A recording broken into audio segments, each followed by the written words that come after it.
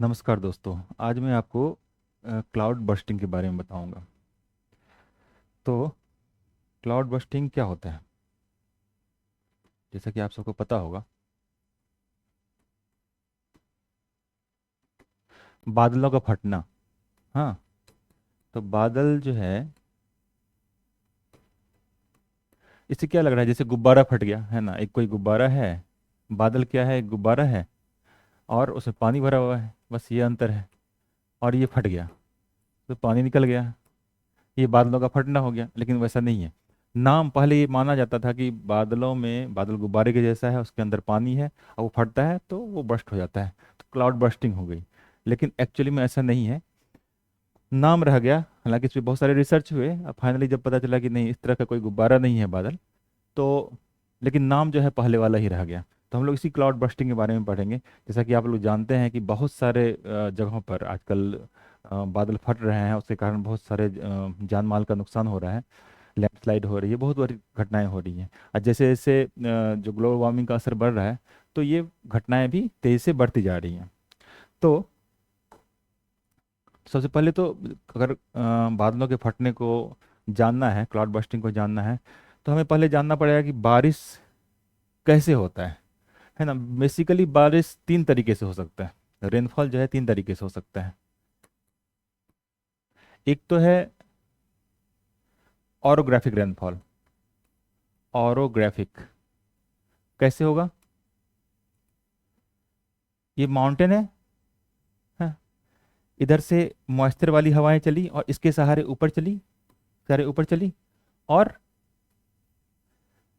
जब इस बादल का, ये मॉइस्चर, ये हवा है, मान लीजिए इसमें हवा है और ये जमीन के आसपास है, ये जब धीरे धीरे ऊपर उठेगी तो एक जगह पे पहुंचेगी। अब जब नीचे है तो मान लीजिए इसमें 100 ml पानी रह सकता है, मान लीजिए। लेकिन जैसे जैसे हीट उसका कम होता है, टेम्परेचर कम होता है उस बादल का, वो जो गैस है, वो जो पैकेट ऑफ एयर है, वैसे वैसे उसकी मॉइस्चर कैरिंग कैपेसिटी कम होने लगती है। अब आपको ये भी पता है, जैसे जैसे ज़मीन से ऊपर की तरफ जाते हैं तो जो इन्वायरमेंट है वो ठंडा होता है। तो ज़मीन के पास मान लीजिए टेम्परेचर है 40 डिग्री, पहले यही मैं बतला देता हूँ। ज़मीन के आसपास मान लीजिए टेम्परेचर यहाँ पे मान लीजिए 40 डिग्री है। ये पैकेट ऑफ एयर है मान लीजिए, इसकी मॉइस्चर कैरिंग कैपेसिटी मान लीजिए 100 ml है। ओके। और इसमें है मान लीजिए 80 ml। 80 ml तक, ये तो 100 ml तक पानी रख सकता है। ये जो बादल का पैकेट है, एयर का पैकेट है, 100 ml तक पानी रख सकता है। लेकिन उसमें 80 ml ही। लेकिन जब ये ऊपर बढ़ा तो ठंडा हुआ, क्योंकि जमीन, ये जो इन्वायरमेंट है नीचे से ठंडा होता है, एटमॉस्फेयर जो है हमारा नीचे से ठंडा होता है। यहाँ मान लीजिए टेम्परेचर हो गया 30 डिग्री। मॉइस्चर कैरिंग कैपेसिटी हो सकता है इसका 80 ml हो जाए। ऐसे पानी कितना था? 80 ml ही था।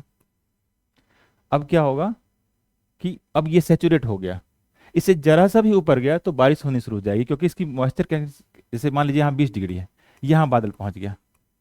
अब इसकी मॉइस्चर कैरिंग कैपेसिटी 30 ml हो गई, मतलब 30 ml ही स्टोर करके रख सकता है। लेकिन इसमें है कितना? 80 ml।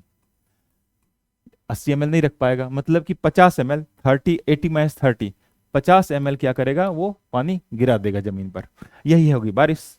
तो इस तरह से काम करता है बारिश का। तो हम लोग चलते हैं फिर वापस अपने ऑरोग्राफिक रेनफॉल पे आते हैं। ऑरोग्राफिक रेनफॉल में, जिसको पर्वतीय वर्षा भी बोलते हैं, क्योंकि ये वर्षा जो होती है पर्वत के सहारे होती है। पर्वत ऊपर उठा, पर्वत के साथ साथ ये हवा जो है, एयर पैकेट जो मैं बोला, ऊपर उठा, और ऊपर होने के साथ साथ ये ठंडा होना शुरू हुआ। तो यहाँ पे वही मॉइस्चर कैरिंग कैपेसिटी वाली बात है। जब एक लिमिट पे पहुंचता है तो उसकी मॉइस्चर कैरिंग कैपेसिटी उतनी नहीं रह जाती, और वो अपने अंदर जो, उसके अंदर जो वाटर है उसको गिरा देता है। यहाँ पे वर्षा हो गई। तो ये ऑरोग्राफिक रेनफॉल हो गई, पर्वत के सहारे वर्षा हो रही है। ठीक है। अब चलते हैं अगला, दूसरा, साइक्लोनिक रेनफॉल। साइक्लोनिक रेनफॉल, इसको चक्रवातीय वर्षा बोलते हैं। ठीक। इसके अंदर क्या होगा कि कोई, मान लीजिए गर्म हवा का पैकेट है, ये ठंडी हवा का पैकेट है। ठंडा चीज जो है वो भारी होता है, ठंडी हवा भारी होती, गर्म हवा हल्की होती है। और इसमें मॉइस्चर है मान लीजिए, ये जब ऊपर दोनों एक दूसरे की तरफ जा रहे हैं, मान लीजिए यही जा रही है इसके ऊपर, ये जब इसकी तरफ गई तो इसको इसके ऊपर चढ़ गई है, ये वार्म एयर जो है वो कोल्ड एयर के ऊपर उठ गई। अब यहाँ पे ऊपर हुई, फिर उसकी मॉइस्चर कैरिंग कैपेसिटी कम हो जाएगी, यहाँ पे वर्षा कर देगी, ये चक्रवातीय वर्षा। तीसरा,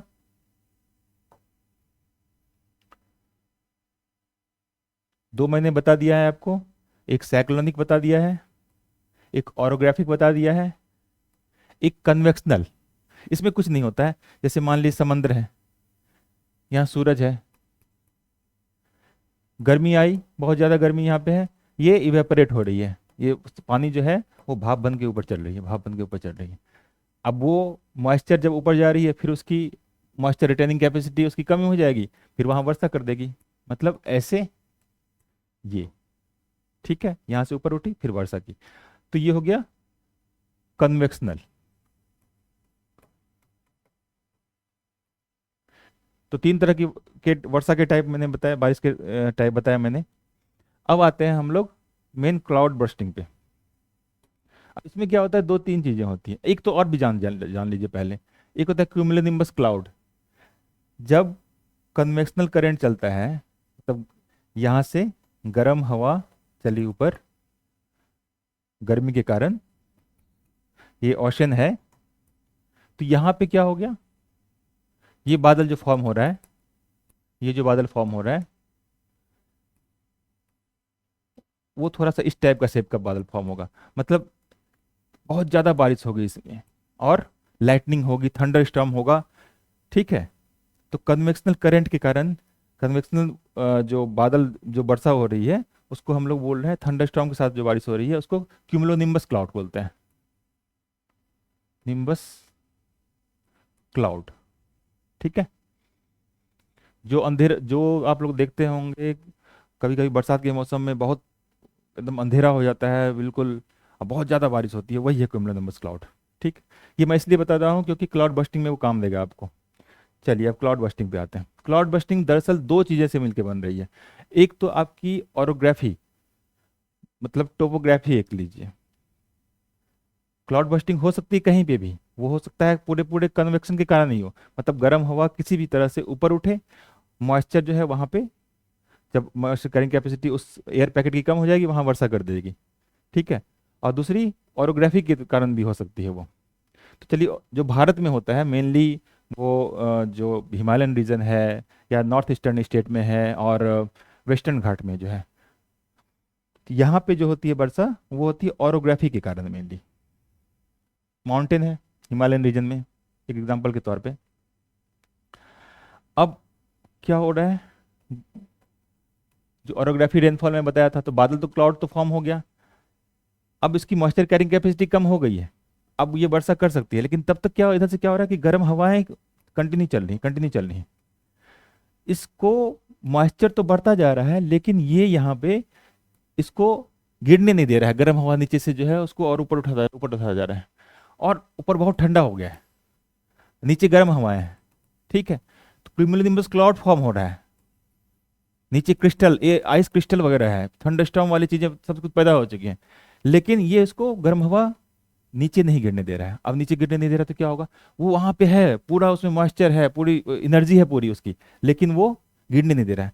अब किसी कारण से मान लीजिए गर्म हवाएं बहनी बंद हो गई, मतलब यहाँ पे देखिए कन्वेक्शन वाली भी चीजें हो रही है, गर्म हवा भी ऊपर धकेल रही है इसको, और दूसरी ओरोग्राफी के सहारे भी चल रही है, पर्वत के सहारे भी चल रही है। अब यहाँ पे जैसे ही ये जो हवा, गर्म हवा ऊपर धकेल रही है, उसको रोक के रखी हुई है उसको बादल पे, वो जैसे ही किसी कारण से रुक गई, सीज हो गई, कम हो गई, एकाएक वो जो पूरा बादल है, जबरदस्त रेनफॉल यहाँ पे शुरू हो जाएगा, लाइटनिंग होगी, थंडरस्टॉर्म होगा, पत्थर गिरेंगे, वो बर्फ गिरेगा, और जबरदस्त यहाँ पे रेनफॉल होगा। और इंडियन मेट्रोलॉजिकल डिपार्टमेंट के हिसाब से अगर बोलें तो विद इन एन आवर, मतलब प्रत्येक घंटे 100 ml से ज़्यादा बारिश हो जाएगी, और वो भी छोटे से जगह पे, मतलब वो 20 से 30 स्क्वायर किलोमीटर, इतने में ही बहुत जबरदस्त रेनफॉल होगा। मतलब इसी कारण जैसे फ्लैश फ्लड बोलते हैं, बाढ़ आ जाता है, लैंडस्लाइड होने लगती है, इतनी तेज बारिश होती है। तो यही उसका पूरा मैकेनिज्म है। उम्मीद है आप लोग को समझ में आया होगा। और इसको डिटेल में हम लोग बताएंगे, रेनफॉल को डिटेल में बताएंगे, मानसून वगैरह भी हम लोग बताएंगे। लेकिन अभी फिलहाल यही जान लीजिए कि एक छोटे से जगह पे बहुत तेज बारिश विथ लाइटिंग, थंडर स्टॉर्म, गरज के साथ, क्यूमुलोनिम्बस क्लाउड के साथ, और एकदम कम जगह पे, जो मैं बताया 20 से 30 स्क्वायर किलोमीटर पे, और प्रति घंटे 100 ml से ज़्यादा अगर बारिश हो तो उसी को बोलते हैं क्लाउड बस्ट। अब मैकेनिज्म आपको बता दिया। इसमें दोनों चीज़ें हैं, कन्वेक्शन करंट की भी का भी योगदान है, और माउंटेन जो ऑरोग्राफी है उसका भी योगदान है। ठीक है, उम्मीद है मैं आप लोगों को समझा पाया हूँगा। Thank you. अगर नहीं समझ में आया तो आप मैसेज कीजिए हमें। Thank you.